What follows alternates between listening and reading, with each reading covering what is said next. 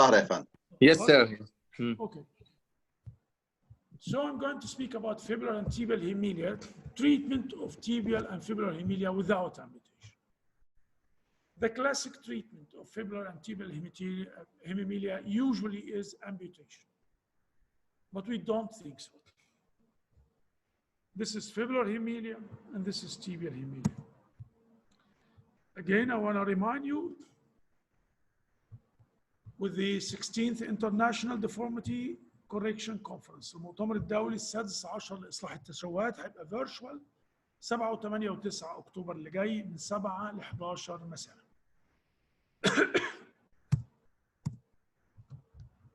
What's the difference? Fibular hemimelia, congenital absent fibula, tibial hemimelia, congenital deficiency of the tibia. They are just different terms. Fibular hemimelia, most long bone deficiency. من 7 ل 20 per million live birth. tibial hemimelia 1 per million live birth. يعني لو جراح عايش في أمريكا عددها 300 مليون، عندهم low birth rate، فممكن هو يجي له الجراح في ولاية واحدة من أمريكا، ممكن يجي له لو هو بيعمل كل الحالات في أمريكا مثلا ومولود في أمريكا حوالي 2 مليون في السنة، فممكن يجي له لو عمل كله، وده مش هيحصل طبعا، 7 حالات في السنة. أنا بوريك إكزامبل. لو جاله النص هيجي له 3 حالات، لو جه له الربع هيجي له حالة ونص. تيبيال هيميميليا طبعا كل أمريكا هيبقى فيها 2 في السنة، فلو جاله النص هيجي له 1 في السنة. أنا بقول الكلام ده ليه؟ عشان في الوقت الحالي احنا شفنا كتير الاونلاين تيتشنج، نسمع الكلام ناس، فده عمال يقول لك انا اكبر خبره في العالم. ده مش واحد، ده ناس كتيره جدا. كل واحد يقول لك انا اكبر خبره في العالم. ازاي بس؟ انتوا عايشين في اوروبا وامريكا اللي هو الانستنس ده كله متاخد من عندهم، مش عندنا طبعا. احنا الانستنس عندنا اعلى بكتير. تيجي حاجات كتيره زي جواز الاقارب وغيره يعني.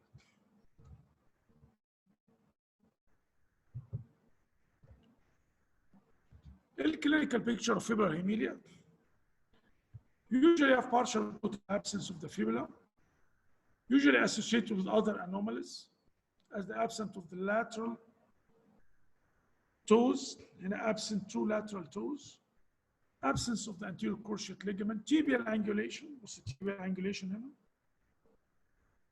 Shortening, femoral shortening, valgus of the ankle, of the knee, equinovalgus deformity of the foot and the ankle. The example of the fibular hemimelia was absent proximal fibula. Another example of absent proximal fibula. Tibial hemimelia, clinical picture almost العكس. We have flexion contracture of the knee, ankle joint instability, marked shortening with the first metatarsal, other medial ray defects, fibular hemimelia, lateral ray defects. برضو again معظم الكلاسيفيكيشنز بره ما بتعبرش عن الواقع نتيجة قلة عدد الحالات اللي عندهم. يعني دي fibular tibial hemimelia, no one knows. دي bilateral, how to classify it, no one knows.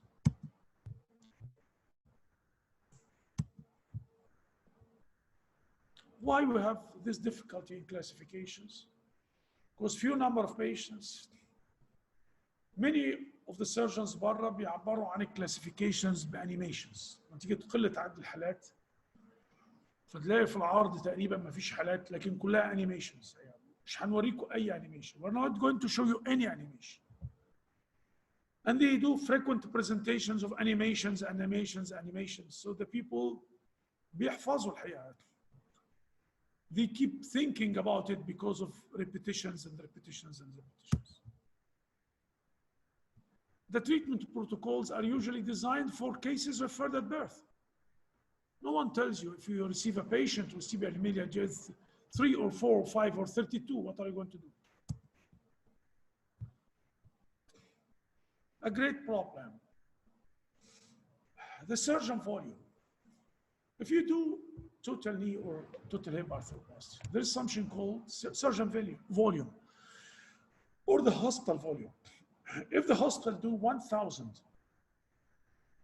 knee arthroplasty per year, that means this is a real hospital for knee arthroplasty. If the surgeon do it per week, 5 or 7 or 10 knees, that means this is a high rate. But if the surgeon do 1 per month, he's not an arthroplasty surgeon. He's a casual surgeon. And I will show you these statistics coming from one paper. This paper in a good journal, peer-reviewed journal, talking about tibial hemimelia. The authors, group of authors, described 12 patients over 32 years period, operated over 32 years. So they did 0.3 or 0.4 patient per year.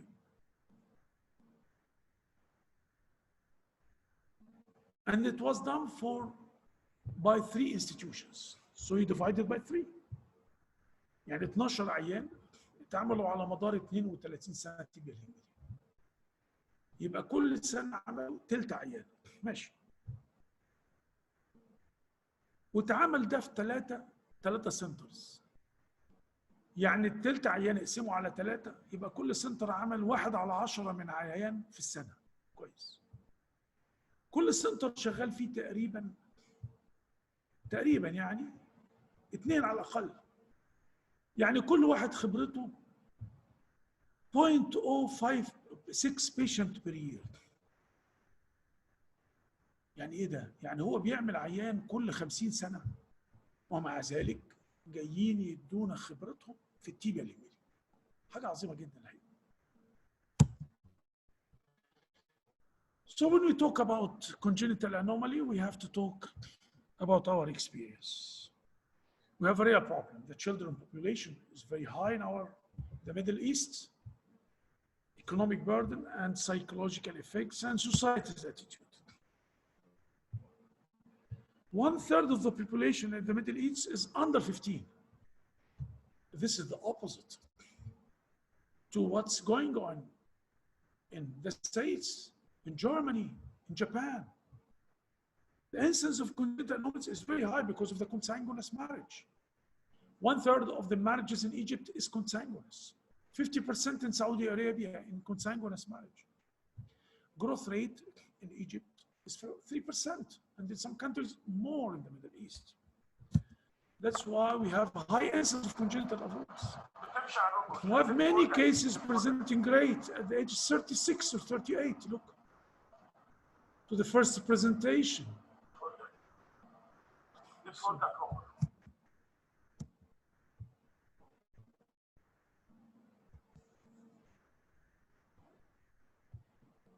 In ancient Egypt, the artist does not attempt to beautify the deformity, which suggests that there was a prevailing attitude of cultural acceptance of the deformity. In Egypt, the artist does not attempt to beautify the deformity. You see, they draw this is equinocavivarous deformity. دي وظيفة مهمة جدا. He was the guard of the temple. This is very important job given to a handicapped person. And they give him a stick on the other side like we do now. حاطين العكاز على الناحية الثانية. So this is coming from these are coming from the ancient Egypt instruction. Do not jeer at a blind man, nor tease a dwarf. Neither interfere with the condition of a cripple. Do not taunt a man who is in the hand of God, nor scowl at him if he errs. حتى لو غلط اوعى تزعل او اوعى تنسى.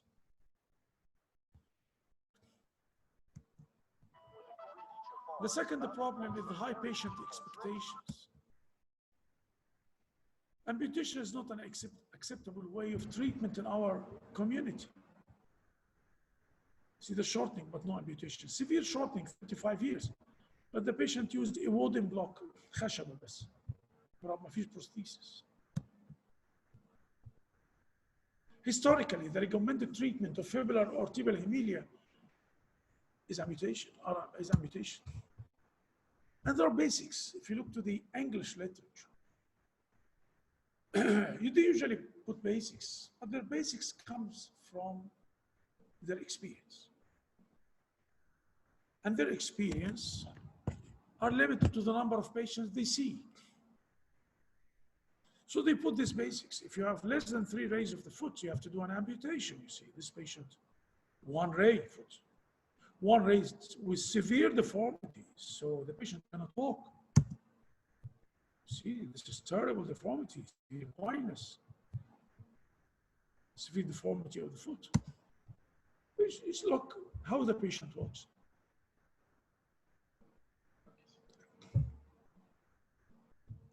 At age 16. So it's just, we want you to move from theory to practice. We have the real practice. We don't talk hypothetical.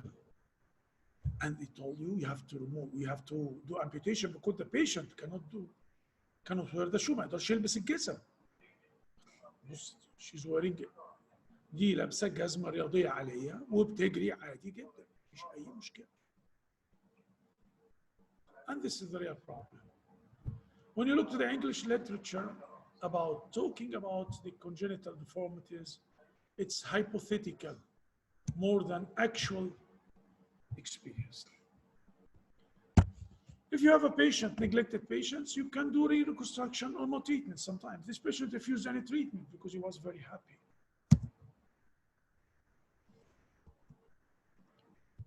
The classification. Fibular hemimelia usually includes varying types of fibular hemimelia: tibial angulation, leg length inequality, foot and ankle problem. This is Kalamshi classification. Type A, short fibula, proximal type. Type 2, you have a distal part. Type C, you don't have a fibula. And our experience is about 367 patients. And I will show you the ankle in the fibular hemimelia.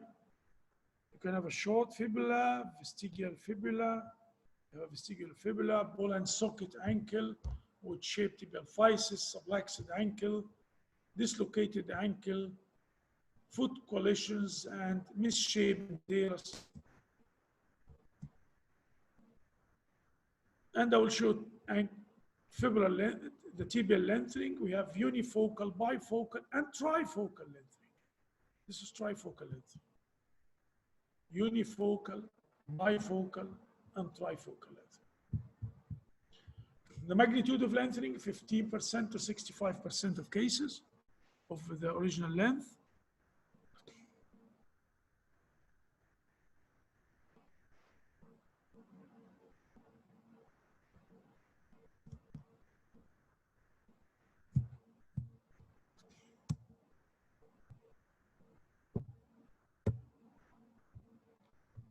Concomitant tibial and femoral lengthening in some cases. Tibial and femoral lengthening, you see such a case. And this is a congenital short femur again. See this case, tibial and femoral lengthening.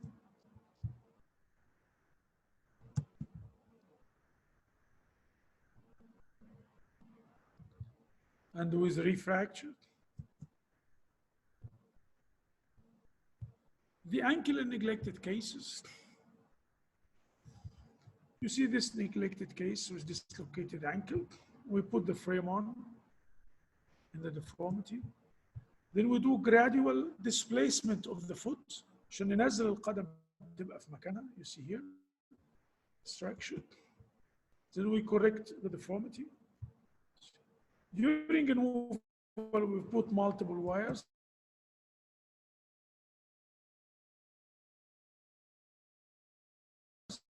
To keep during have progression of valgus deformity, instability phases. Some people claim they don't have a problem with fibular hemimelia, but it was a great wisdom before. If you say I don't have a complication, that means that you don't operate or you don't have enough patients. If you have large number of patients, you should report complications. And this is normal. We are not doing magic.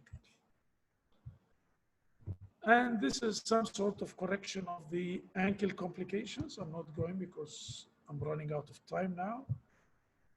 And this is fibular lengthening. You see 10 centimeter fibular lengthening to lengthen the fibula in such a patient.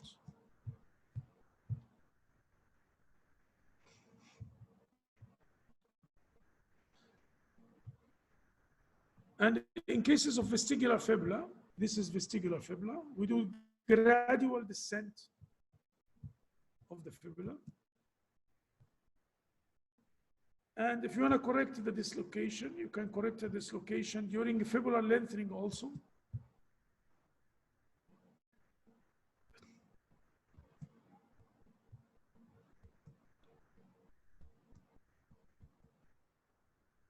See, in such a case, bifocal lengthening and the gradual descent of the vestibular fibula. See the fibula over there, and this is the new position. Guided growth, you can use also guided growth. The progressive knee valgus deformity can be treated by temporary growth arrest of the medial femoral epiphysis by guided growth. You see here on both types, till you have correction. Again, guided growth, bifocal lengthening.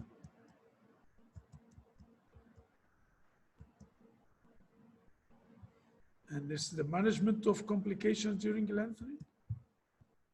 Gradual descent to correct the ankle dislocation. Then osteotomy and lengthening of the fibula.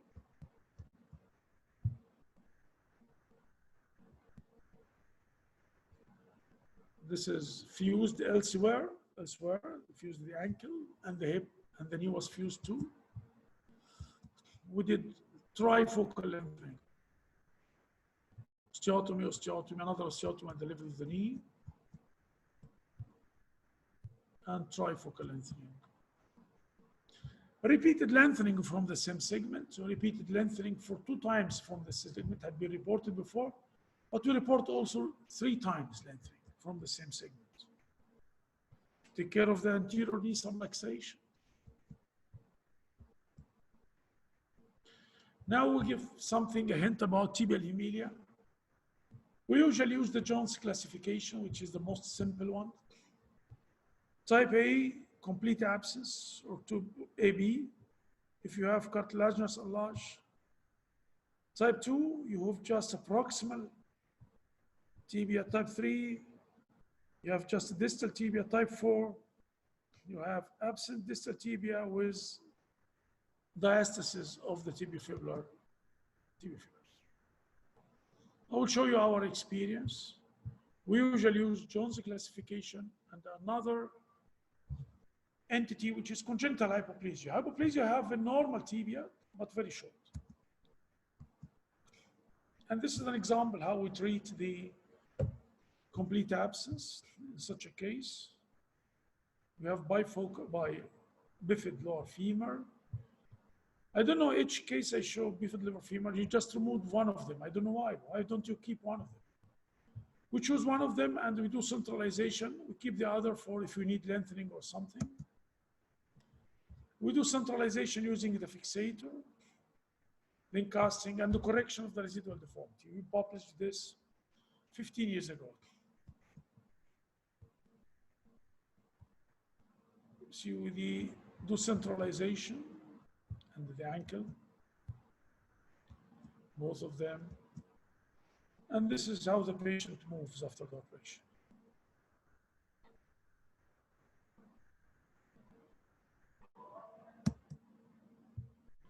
Physiotherapy.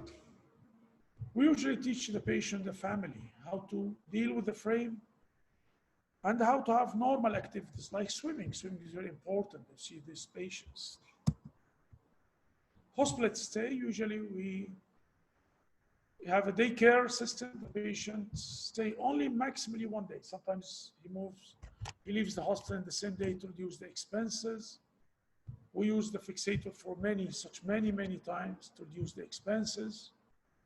This is fibular tibial hemimelia type 2. First operation. Distraction to push the fibula down. Then osteotomy, lengthen the tibia. And then fibula, and this is after lengthening. This is another lengthening, tibia and fibula, you see.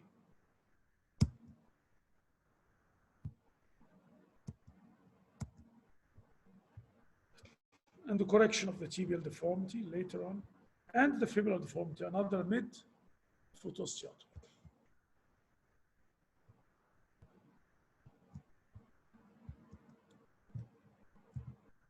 Cases type 1 who were not ambulating before the operation could walk using knee ankle foot orthosis. There was residual instability of the knee and the ankle joint. And this is type 1 on both sides, complete absence. The patient came at the age 5, so we did centralization by the frame, then open. And this one picture with one leg, you see the way she moves with one leg even. You see the knee after 3 years of a bilateral case.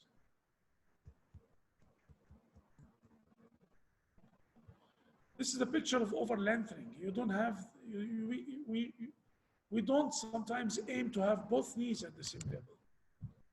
It doesn't cause any problem, as I told you. Sometimes you put the frame for the femur as a prophylactic treatment.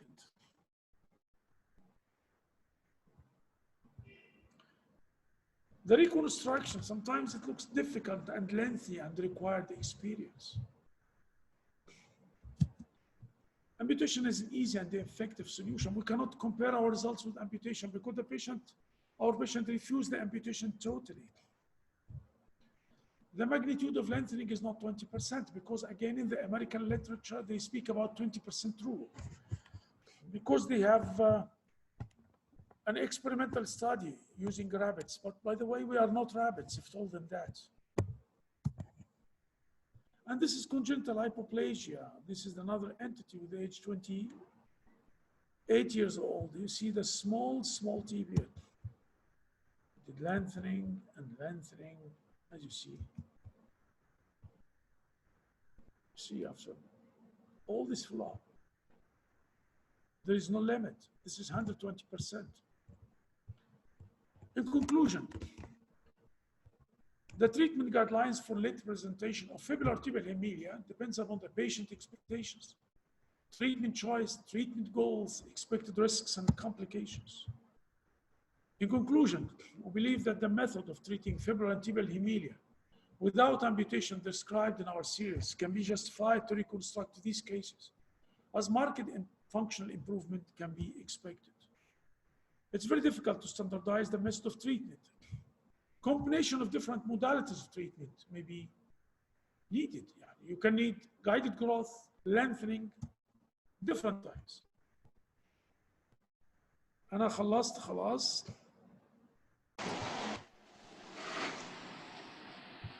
بس في أسئلة على المؤتمر الحقيقة. تمام. المؤتمر الناس اللي عايزة تشترك في المؤتمر بكونتاكت جمعية جراحة العظام المصرية. جمعية جراحة العظام المصرية عندنا 16 شارع حوضة شعراوي باب اللوق، ممكن يخشوا على الويب سايت بتاع الجمعية أو على الفيسبوك بيج EOA News عشان ياخدوا الطريقة اللي هم ممكن يشتركوا بيها في المؤتمر. بس كده أنا خلصت يا محمد. تمام يا فندم، شكرا جزيلا. Thank you so much Professor Gamal Hosny for these interesting talks. Thank you so much sir. دكتور سعد في أسئلة معاك؟ يا فندم. In case of using Elizarov in current previously operated cases of pseudoarthrosis, do you remove a segment with surrounding soft tissue then do acute shortening, and from which the lengthening was done from the same site or another osteotomy. What about telescopic nail for refracture prevention?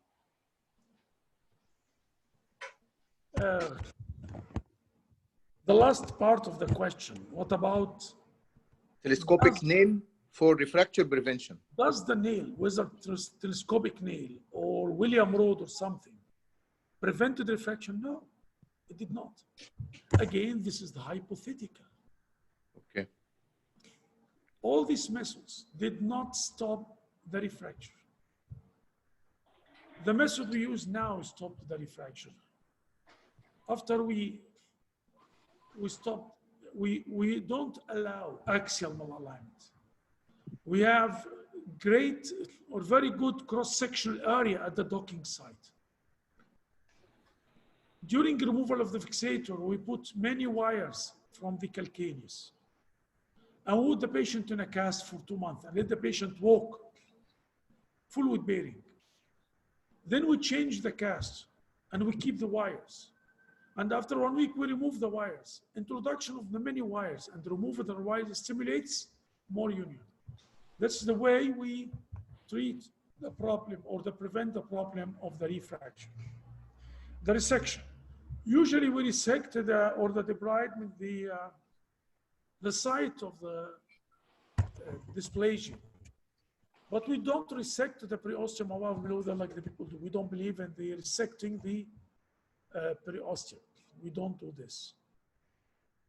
Lengthening, we do lengthening from the upper part. And many times, we need to increase the rate of distraction because we had premature consolidation of the site of the lengthening.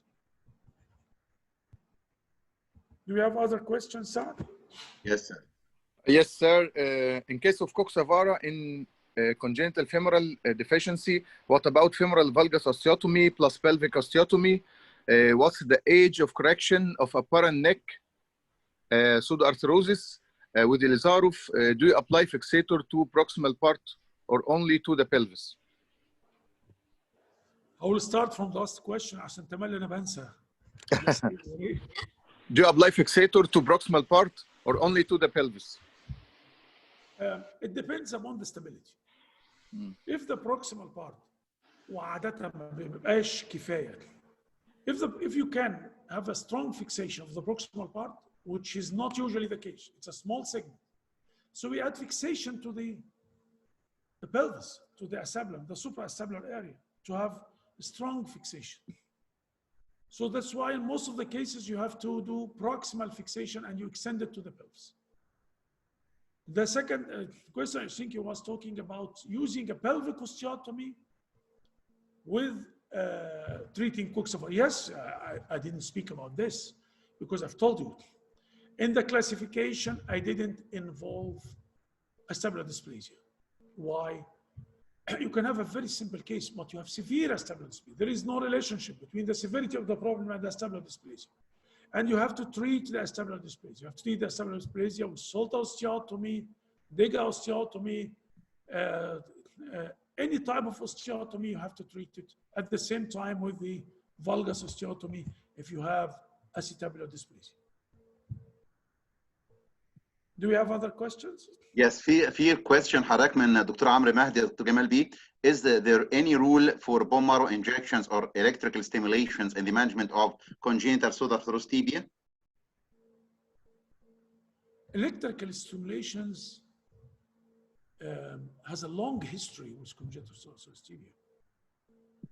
يعني دي كانت رسالتي في الماجستير زمان من حاجه و30 سنه وكتبت انا شابتر كامل على الالكتريكال ستيميوليشن بس الحقيقه اتفدي دوائيه ما جابتش ريزلتس اللي هي فما هيش والبون مارو كلها اعداد محدوده وبتستخدم مع حاجات ثانيه فما حدش عارف كم من البون مارو ولا من الميثودز الثانيه اللي استخدمت واستخدمت ريبيتد 3 أو 4 مرات يعني صعب انك تدخل عين 3 أو 4 مرات في السن دي وهتاخد البون مارو منين؟ من الطفل خدت بالك اللي هو اللي موجود. أسئلة ثانية؟ في two questions حضرتك الاثنين about the non-union rate. Yes, sir. Yes, one question. Most surgeons who are doing bifocal osteotomy are afraid of non-union.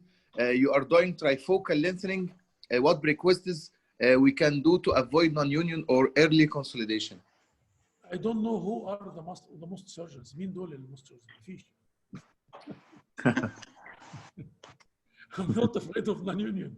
If you have enough stability, there is no non-union. I've seen non-unions, but because of instability, there was no stable frame. It was not a stable frame. But if you have a stable frame, why on earth you have a non-union? تمام كده شكرا جزيلا يا فندم. احنا خلصنا كده الاسئله. تعبنا حضرتك يا دكتور جمال. ثانك يو سو ماتش. شكرا يا محمد، وبدعوكم جميعا للاشتراك ان شاء الله في مؤتمر الديفورميتي ان شاء الله يا فندم. 7 و8